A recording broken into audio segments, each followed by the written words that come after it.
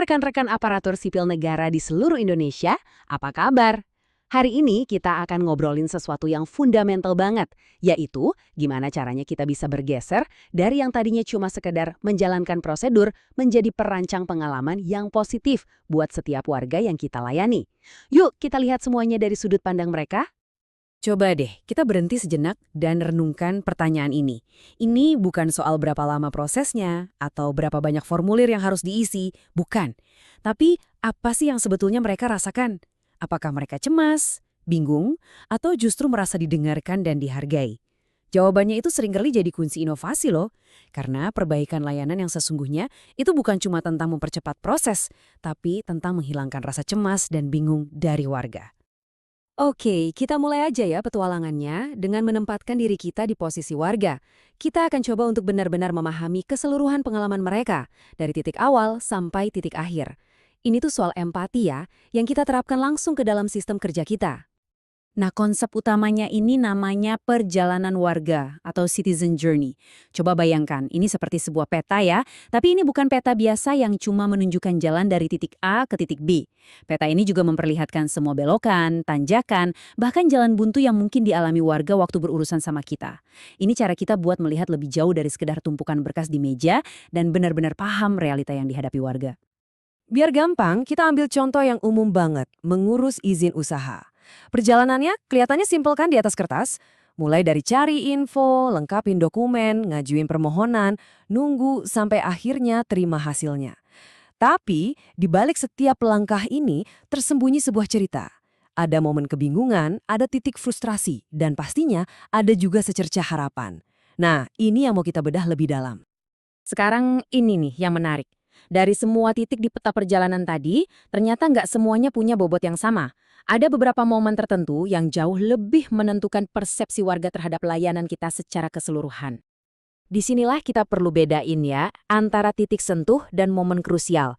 Gini deh, titik sentuh itu ya setiap interaksi, mulai dari warga ngelihat papan pengumuman di kantor kita, sampai mereka dapat notifikasi email. Semuanya penting. Tapi momen krusial itu adalah detik-detik penentu. Contohnya, saat petugas loket dengan sabar ngejelasin formulir yang rumit, itu bisa ngubah rasa frustrasi jadi pemahaman. Sebaliknya, saat sistem online kita tiba-tiba error pas di langkah terakhir, wah itu bisa langsung menghapus semua pengalaman positif sebelumnya. Satu momen ini bisa nentuin apakah warga bakal pulang sambil senyum atau malah sambil ngeluh. Nah, ini dia bagian yang menurut saya paling powerful.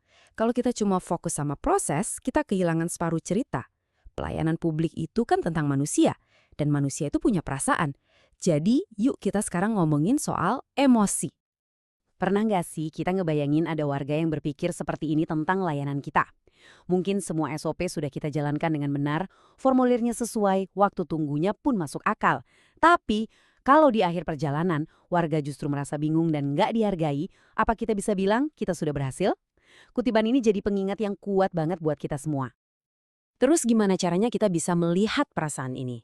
Nah, ada alatnya namanya pemetaan emosi atau emotional mapping.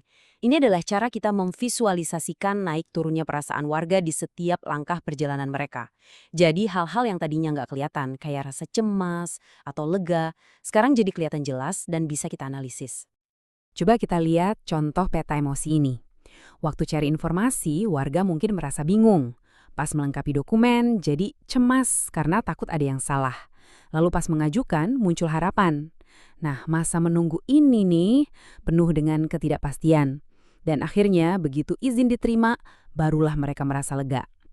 Peta ini bukan sekedar daftar keluhan ya, ini adalah roadmap untuk perbaikan. Titik di mana emosi warga paling negatif, disitulah kita harus memfokuskan inovasi kita lebih dulu. Jadi, semua konsep yang kita bahas dari tadi itu bukan cuma teori loh. Anggap saja ini sebagai seperangkat peralatan baru di kotak perkakas Anda sebagai seorang ASN.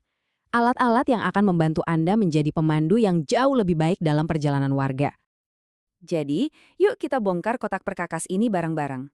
Ada peta perjalanan buat melihat gambaran besarnya, lalu ada kaca pembesar untuk menganalisis setiap titik sentuh, kemudian ada stabilo untuk menandai momen krusial yang paling menentukan.